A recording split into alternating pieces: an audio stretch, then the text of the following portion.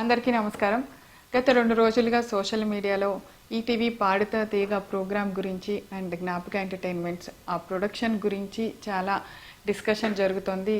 దాని మీద ప్రవస్తి గారు ఎలిగేషన్ చెప్పడం కూడా జరిగింది. సో ఆ క్లారిటీ ఇవ్వటం కోసమే నేను ఈ వీడియో చేస్తున్నాను. So point by point Pravasthi గారు ఏం చెప్పారో దాని గురించి నేను మీకు క్లారిటీ ఇవ్వబోతున్నాను. ఫస్ట్ ఆవిడ మాట్లాడిన దాంట్లో నాకు సాంగ్ సెలెక్షన్లోనే బయాస్ చేశారు. వాళ్ళ ఫేవరెట్ కంటెస్టెంట్లకి ఒక సాంగ్స్ ఇచ్చేవాళ్ళు, నాకు నచ్చిన పాటలు, నేను పాడలేని పాటలు అనుకున్నవి చూసి ఇస్తారు అని ఇలా మాట్లాడారు. బట్ సాంగ్ సెలెక్షన్ ఎలా ఉంటుంది అంటే చెప్తాను.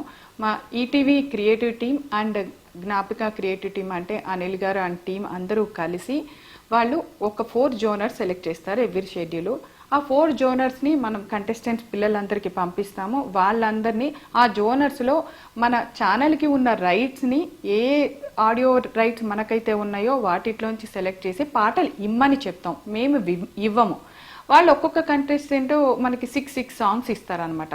ఆ 6 సాంగ్స్లోంచి ఇప్పుడు ఒకళ్ళు ఒక స్టైల్ ఆఫ్ సాంగ్ పాడితే రెండో కంటెస్టెంట్కి ఆ స్టైల్ లేకుండా చూస్తాం. అది వాళ్ళు సెలెక్ట్ చేసి పంపించిన 6 పాటల్లోంచి మాత్రమే తీసుకోవటం జరుగుతుంది.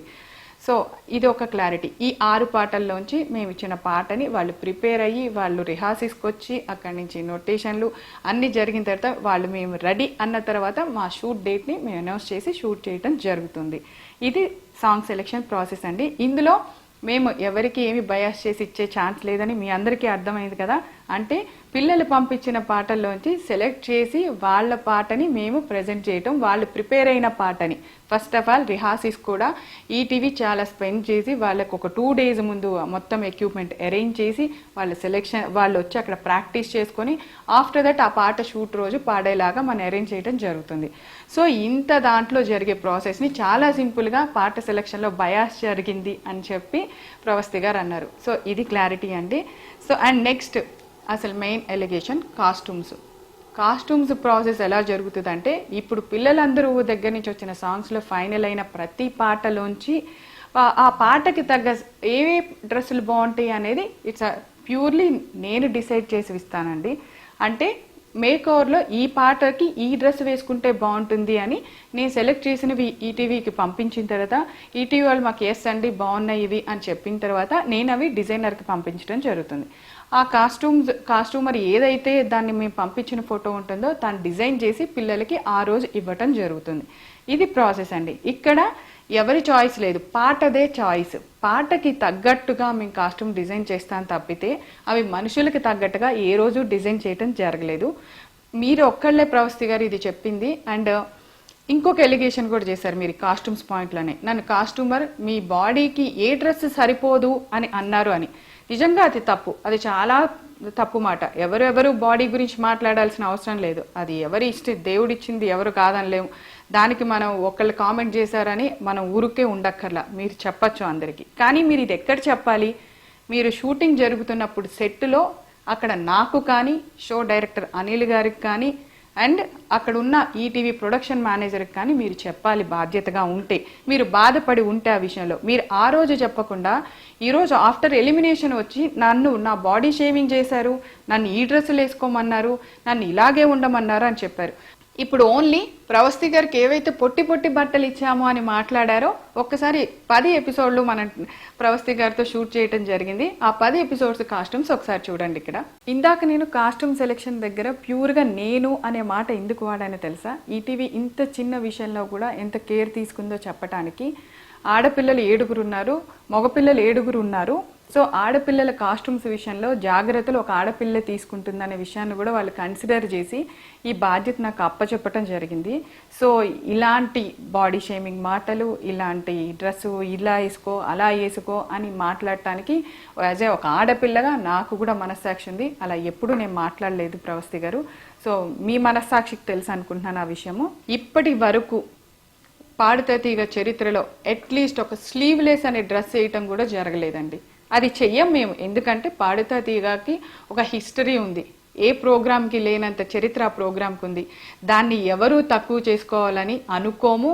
అండ్ ఈటీవీ నాకు ఇచ్చిన ఈ అవకాశాన్ని నేను ఏ మాత్రము దాన్ని ఒక్క విషయంలో కూడా ఇలా ఉండవు అనమాట. పాడుతా తీగ షెడ్యూల్ అంటే మా టీం అందరూ ఎంత అలర్ట్గా ఉంటారో మాకు తెలుసు. అండ్ బాలు గారు ఉన్నప్పుడు చాలా బాగుంది, ఇప్పుడు ప్రొడక్షన్ రాగానే ఇప్పుడు ఈ వీళ్ళు రాగానే చెడిపోయిందని ఒక ఎలిగేషన్ కూడా అన్నావమ్మా. మేము బాలు గారు ఉన్నప్పుడు కూడా జ్ఞాపక ఎంటర్టైన్మెంట్స్ ఆయనతో అసోసియేట్ అయ్యి కొన్ని సీజన్స్ చేయటం జరిగింది పాడుతా తీగ. అండ్ బాలు గారితో మేము స్వరాభిషేకం కూడా అసోసియేట్ అయ్యి చేయటం జరిగింది. సో బాలు గారితో మాకు ఒక అసోసియేషన్ ఉందమ్మా. ఆయన కూడా అనిల్ గారి డైరెక్షన్స్కి మార్కులు వేశారు, చాలా బాగుందన్నారు. ఆయనతోనూ మేము కలిసి పనిచేసాం. పాడుతా తీగ విలువలేంటో ఆయన మాకు నేర్పించారు, మేము చేసాము. అండ్ ఇంకొకటి ఫోర్త్ది జడ్జెస్ గురించి. అసలు జడ్జ్ అంటే అర్థం ఏంటి చెప్పండి? జడ్జ్ అనే వర్డ్కి మీనింగ్ ఏంటి? వాళ్ళు అక్కడ కూర్చుంది ఒక జడ్జ్ అనే స్థానంలో ఒక తీర్పు ఇచ్చిన తర్వాత దాన్ని అపోజ్ చేయటానికి నేనెవరు, మీరెవరు, ఇంకొకళ్ళు ఎవరు? ఫర్ సపోజ్ ఎగ్జాంపుల్ ఏదైనా ఒక కేసులో ఇది జడ్జిమెంట్ ఫైనల్ అని చెప్పేసిన తర్వాత నేను ఏం చేయలేదు, నేను నిరపరాధిని, జడ్జిమెంట్ రాంగ్ ఇచ్చారు, ఆ జడ్జి తప్పు చేశారు అంటే కుదురుతుందా? ఇట్స్ లా ప్రకారం వెళ్తుంది. సో ఇక్కడ జడ్జిమెంట్ కూడా ప్రతిదీ మీరు పాడిన పాటలకి వాళ్ళు ఇచ్చిన జడ్జిమెంట్ ఒక మార్క్ షీట్ మా దగ్గర ఉంటుంది. ఆ మార్క్ షీట్లోంచి మేము అన్ని టోటల్ చేయగా మేమేమి మిమ్మల్ని ఒక ఎపిసోడ్కి ఎలిమినేట్ చేయాల, 2 ఎపిసోడ్కి ఎలిమినేట్ చేయాల, 4 ఎపిసోడ్స్కి ఒక ఎలిమినేషన్ జరుగుతూ ఉంటుంది. ఆ 4 ఎపిసోడ్స్ అంటే మీరు 4 పాటలు పాడుంటారు. 4 జోనర్స్లో ఉంటాయి. ఆ 4 జోనర్స్లో మీకు వచ్చిన మార్కులు టోటల్ చేసిన తర్వాత మాకు జడ్జెస్ నుంచి ఆ మార్క్ షీట్ వచ్చాక జస్ట్ మేము అనౌన్స్ చేయటం తప్పితే ఇందులో ఎవరికి ఎటువంటి రైట్ లేదు, ఈవెన్ ఇంక్లూడింగ్ ఈటీవీ యాజమాన్యంతో సహా. జడ్జెస్ ఇచ్చిన మార్కుని మేము అక్కడ ప్రజెంట్ చేయవలసిందే. ఇది ఫస్ట్ రూల్. అండ్ మీరు అగ్రిమెంట్ రాసేటప్పుడు కూడా, మీరు సంతకం పెట్టేటప్పుడు కూడా జడ్జిమెంట్కి మేము గౌరవిస్తాము అనే పాయింట్ ఉంటుంది. అది చదువుకొని ఉంటే బాగుండేది ప్రవస్తి. మీకు అన్ని పాయింట్స్ మీరు అడిగిన, మీకు అనిపించిన, బాధగా అనిపించిన అన్ని పాయింట్స్ మీద బయట వాళ్ళకి అర్థం అవ్వాలి అని చెప్పి నేను క్లారిటీ ఇవ్వటం జరిగింది. సో మీకు ఎందుకో మీ ఆలోచనలో మీకు అవి తప్పులుగా అనిపించాయి. డెఫినెట్గా నీకు మంచి ఫ్యూచర్ ఉంది. ఇలాంటివన్నీ పక్కకు పెట్టి నువ్వు డెఫినెట్గా నీ లైఫ్లో ఫైట్ చేసి మళ్ళీ అగైన్ ఒక సింగర్గా చూడాలనుకుంటున్నాము. ఇలాంటి అపోహలన్నీ పక్కన పెట్టేసే ప్రవస్తి. All the best.